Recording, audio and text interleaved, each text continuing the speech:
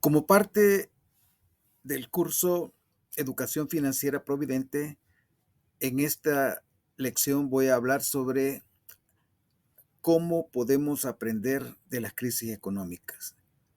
¿Qué, qué preguntas y qué respuestas podemos hacernos en el proceso de aprender de las crisis económicas? En esta ocasión particularmente voy a hacer un poco de énfasis en las ideas de Ray Dalio, uno de los expertos que ha estudiado este tema de las crisis y particularmente en estos últimos años. Bien, primero entendamos qué es la globalización. La globalización económica es un proceso de integración mundial que implica la creciente interdependencia de las economías nacionales a través del comercio, las inversiones, los flujos de capital y la difusión de la tecnología. Este proceso ha sido impulsado por factores como la innovación tecnológica, la liberación del comercio y la desregulación financiera.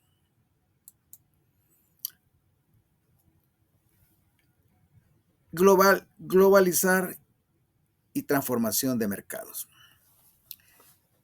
El proceso de globalización económica tiene que ver con el comercio internacional. El aumento del comercio de bienes y servicios entre países, facilitado por la reducción de barreras arancelarias y no arancelarias. La inversión extranjera directa. La inversión de capital de una empresa en otro país, creando nuevas plantas, infraestructura o negocios. Los flujos de capital, esto es, la movilización de capitales financieros entre países, facilitada por la liberación de los mercados financieros y la globalización del sistema bancario. Difusión tecnológica, esto es, el intercambio de conocimientos, tecnologías y prácticas empresariales entre países, impulsado por la globalización del conocimiento y la comunicación.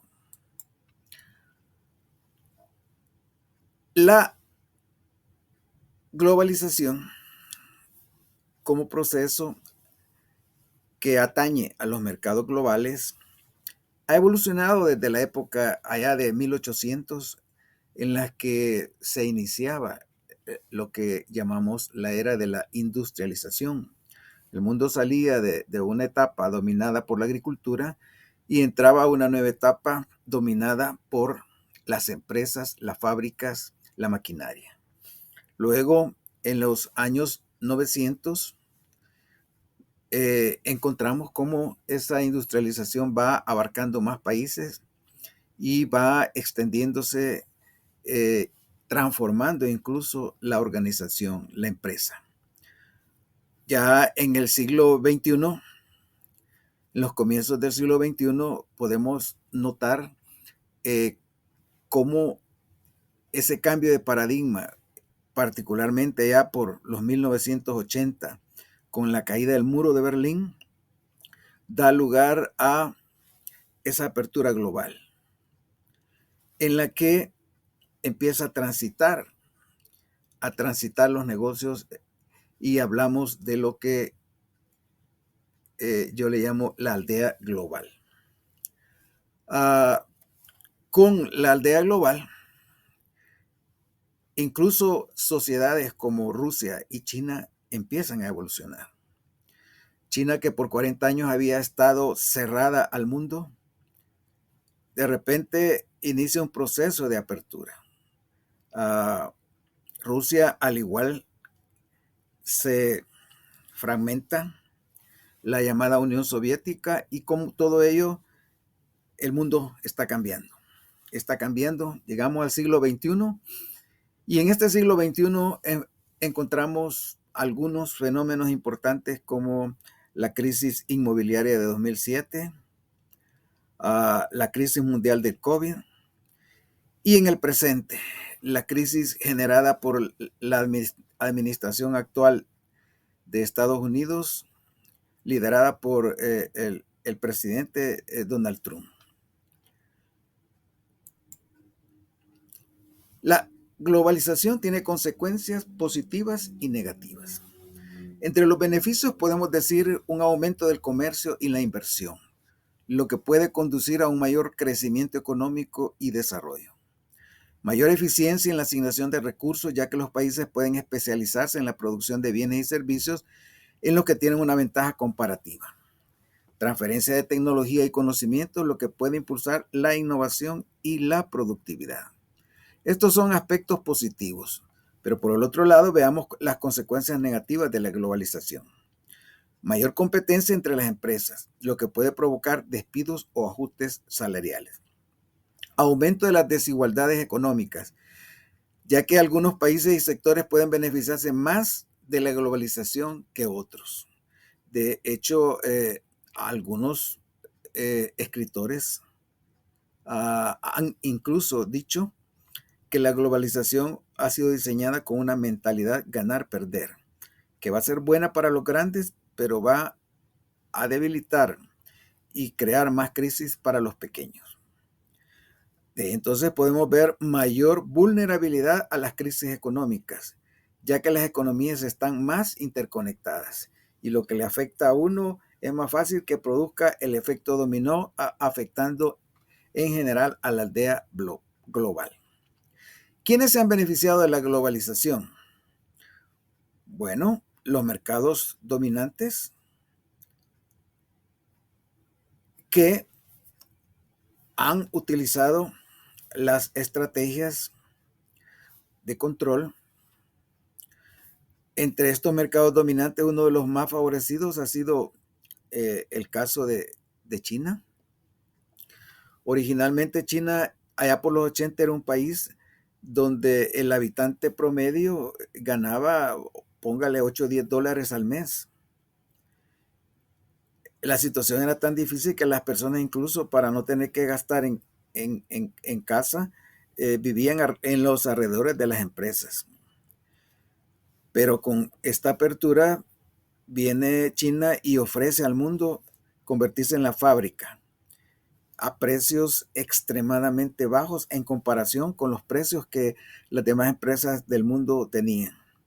Esto provocó que todo el mundo quisiera fabricar en China y por otro lado que China lograra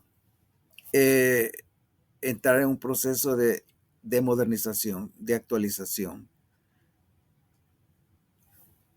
Dentro de la globalización vemos las prácticas ganar-perder, en donde los grandes siguen beneficiándose de los pequeños o sobre los pequeños. Y al comunicarse, al tener comunicaciones en las que la información, el conocimiento transita con rapidez, vemos cómo las tecnologías avanzan dramáticamente, particularmente las tecnologías de la información.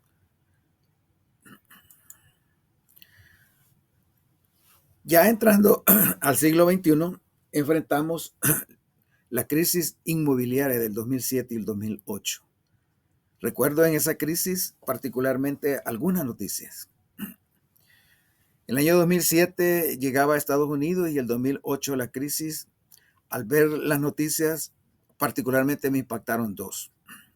La primera, la de una mujer que en los últimos 3 meses había dejado de pagar la casa, pensando en que iba a recibir un dinero y que con eso iba a salir adelante de esa deuda. Estalla esta crisis y al complicarse las cosas le llega a su casa una orden en la que ha perdido la casa y debe ser desalojados. Esa mujer, ante esa situación inesperada para la que no estaba preparada, terminó suicidándose. El segundo caso, un millonario que con la crisis pierde la mitad de su fortuna y como consecuencia de ello se suicida también. Vemos entonces cómo las personas, al no estar preparadas para las crisis, tienden a sucumbir. Lo que nos daña no es lo que nos pasa, sino la forma en que lo vemos, la manera en que respondemos o reaccionamos a esa situación. Luego tenemos en el 2019 otra crisis, esta vez una crisis mundial asociada con un virus, el COVID, que cambie radicalmente muchas maneras en que se venían haciendo las cosas, particularmente el hecho de que las tecnologías de la información llevan al trabajador a, por ejemplo, trabajar desde su casa y otros cambios dramáticos los costos médicos, las limitaciones, las crisis de las personas mayores, etcétera, etcétera. El COVID impactó al mundo, pero ahora, en el año 2025, enfrentamos otra crisis generada por un nuevo gobierno en los Estados Unidos, el cual ha entrado en conflicto con los demás países del mundo a través de su política de aranceles, al atacar la inmigración ilegal del país, al involucrarse en los conflictos armados del mundo. Y todo esto está llevándonos a lo que podríamos considerar el surgimiento de un nuevo orden mundial. En este punto, Ray Dalio, autor de varios libros y uno de los pensadores más importantes en este tema de las crisis económicas, hace un análisis en el que habla de las fuerzas actuales. Y al hablar de las fuerzas actuales, habla de la deuda, cómo los países están imprimiendo más dinero sin tener el respaldo necesario. Habla de los conflictos, la guerra, la polarización. Habla del surgimiento de una nueva potencia. En este caso, es claro que es China. Todas estas fuerzas, la deuda, el conflicto y el nacimiento de una nueva potencia, se relacionan entre sí. Están relacionadas entre sí y entonces, al conectarlas con la burbuja inmobiliaria del 2007, el ajuste doloroso que representa una depresión o una recesión, el hecho de que se está imprimiendo más dinero del que se puede soportar, un mundo más interconectado, en donde se transforma rápido en crisis global un problema, por eso efecto que le vamos a llamar el efecto dominó. Las crisis geopolíticas generadas, por ejemplo, en este momento por países como Rusia con su conflicto de Ucrania, el conflicto entre Israel y Hamas, otras situaciones en la que particularmente Ray Dalio señala el hecho de que seguimos cayendo en los mismos errores. A estas alturas la pregunta es, ¿cómo prepararte como persona o como familia ante este escenario emergente? A esta pregunta, Ray Dalio responde: la importancia de la preparación y adaptación para navegar ante la incertidumbre. Reinventarnos. Y dentro de ese proceso destaca una palabra que se ha vuelto popular: la resiliencia. La resiliencia es parte de la adaptación, emergiendo con nuevas oportunidades. Las personas resilientes, las familias resilientes que se preparan en este momento, que se fortalecen, que construyen su escudo personal y familiar, estas van a tomar las crisis con mentes abiertas. Y estas entonces van a iniciar procesos de aprendizaje, de mejora, de oportunizar, aprender a descubrir nuevos espacios de oportunidades. Lo que la psicología de la posibilidad nos dice es salir del círculo de la crítica y queja y movernos a los disclosive space, a los espacios de descubrimiento, entendiendo que para cada problema o situación existe un abanico de posibilidades, los cuales están esperando ser descubiertos.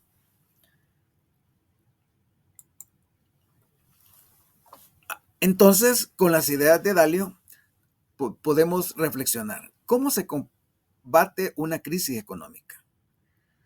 La mejor forma de defenderse de la inflación es anticipación, preparación, adaptación y resolución.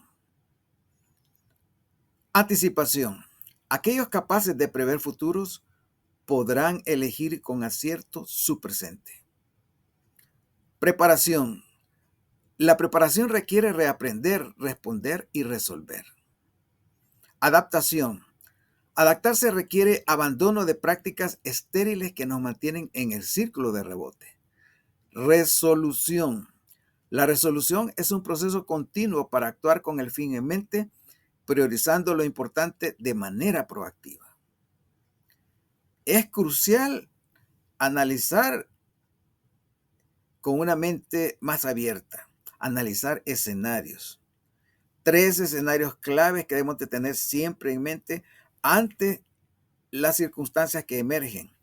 El escenario pesimista, el escenario probable y el escenario optimista.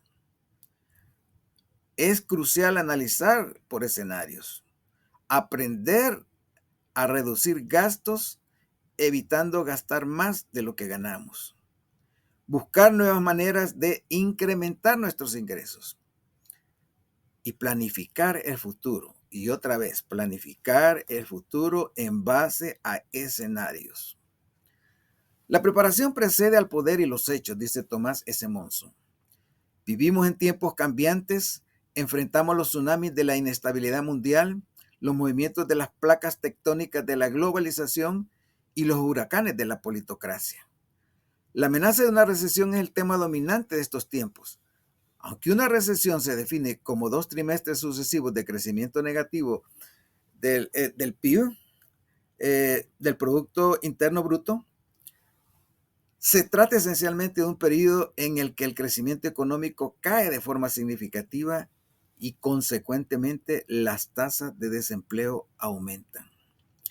Asumir el entorno y los cambios que se están dando en él nos lleva a tomar decisiones estratégicas para poder superar las crisis. Pensar en cuáles son las oportunidades en este nuevo escenario. Los trabajos más resistentes a la recesión dependen de los niveles de cualificación, pero suelen estar en el sector público, la sanidad y la educación. Por supuesto, estos trabajos no son para todo el mundo. Cada persona debe considerar las opciones que se ajusten a sus habilidades y preferencias. Esta estrategia tiene mucho más éxito cuando las habilidades y los currículos están actualizados y se está bien preparados. Ahora entonces, piensa por un momento. Con esta información, como persona, como matrimonio, como familia, ¿qué vamos a hacer? ¿Vamos a actuar de manera negativa, ignorando lo que está a nuestro alrededor? De manera reactiva, esperando que las cosas sucedan para impulsivamente reaccionar de manera desesperada, o vamos a ser proactivos, actuando con el fin en mente, poniendo primero lo importante. Y en este caso, la pregunta es, ¿cuáles son tus prioridades en este momento? Conclusión. Debemos planificar para lo peor, pero esperar lo mejor. Quizá la mayor lección de esta presentación sea estar siempre preparado para lo peor. Las recesiones económicas forman parte de lo que vamos a llamar el ciclo económico, que describe los altibajos de la economía. Las recesiones suelen producirse una vez cada década y a veces con más frecuencia. Las personas deben procurar estar preparadas para estas recesiones. Es mucho más fácil prevenir con antelación en lugar de esperar hasta el último momento. Cuanto más cerca de una recesión se intente seguir estas estrategias, más difícil será alcanzar la preparación necesaria. Incluso planificando con antelación, puede ser aterrador vivir una recesión. Pero la buena noticia es que no duran para siempre. Lo único que podemos hacer es planificar para lo peor y esperar lo mejor.